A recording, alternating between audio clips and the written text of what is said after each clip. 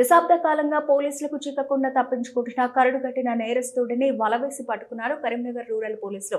Most wanted criminal అయిన Mohammed Abdul వాసిద్ alias Khalid alias ధూమ్ ఖాలిద్ గత 10 ఏళ్లుగా పోలీసులకు చిక్కకుండా తప్పించుకుని తిరుగుతున్నాడు. ఇంజనీరింగ్ విద్యార్థినిపై మానభంగానికి పాల్పడిన తర్వాత ధూమ్ ఖాలిద్ పై గుర్తు తెలియని వ్యక్తులు దాడి చేశారు. తీవ్రంగా చితకబాదిన ఖాలిద్ కాళ్లపై బండరాళ్లతో మోదారు.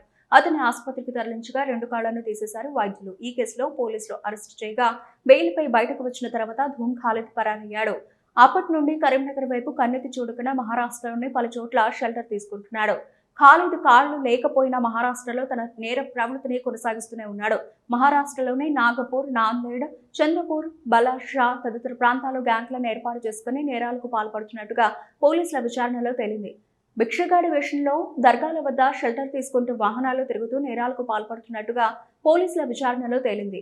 హైదరాబాద్ సమీపంలోని మేడిపల్లి ప్రాంతంలో పనిచేసుకుంటూ జీవనం సాగిస్తున్న ధూమ్ ఖాలిద్ భార్యను చంపాలని గత 6 నెలలుగా ప్రయత్నిస్తున్నారని సమాచారం అందుకున్న పోలీసులు ఇందుకోసం కరీంనగర్ రావడంతో రూరల్ సిఐ నిరంజన్ రెడ్డి ఆధ్వర్యంలో పోలీసులు ధూమ్ ఖాలిద్ ను అదుపులోకి తీసుకున్నారు. ఇంజనీరింగ్ విద్యార్థిని రేప్ చేసిన కేసులో అతన్ని అరెస్టు చేసి కోర్టుకు హాజరుపరిచారు.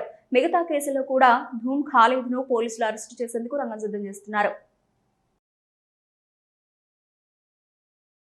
గత కొన్ని సంవత్సరాలుగా పలు కేసులలో నిందితుడైన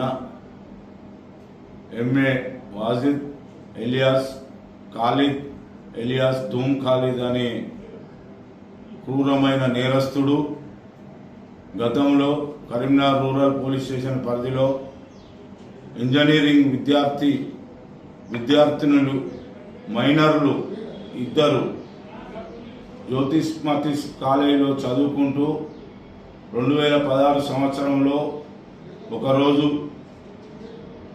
తన